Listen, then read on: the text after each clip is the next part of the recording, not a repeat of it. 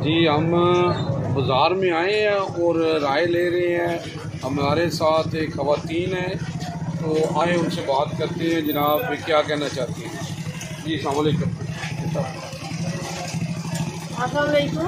वालेकुम सलाम जी। क्या नाम है आपका? जी क्या नहीं कहते मुझे। क्या काम करती हैं आप?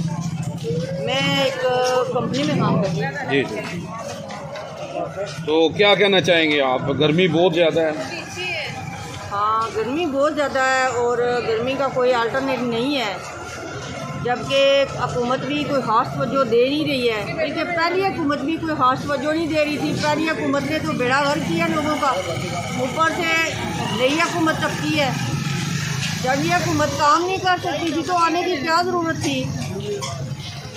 हमने तो इन्हें नहीं बुलाया था, ना ही उसे बुलाया था। हम तो इमरान खान को पसंद ही नहीं करते, क्योंकि वो लोगों को गालियाँ देता है।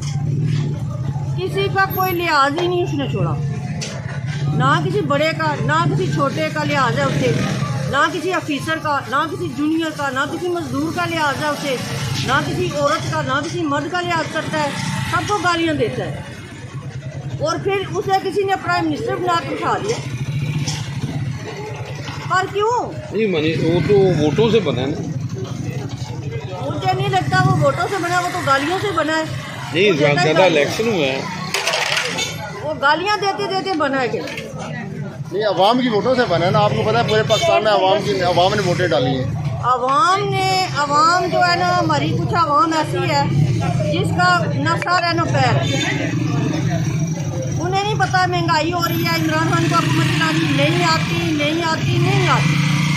अच्छा अभी तो इमरान खान की हुकूमत नहीं, अभी जो हुकूमत है उसके बारे में आप क्या कहना चाहते हैं? क्या उनको मैसेज देंगे? मैं मैसेज ये देना चाहती हूँ कि जो नई हुकूमत आई है उसको महंगाई को कंट्रोल करना चाहिए, इमरान खान के सारे बनाए हुए मंसूबों को तोड़ना चाहिए और अपने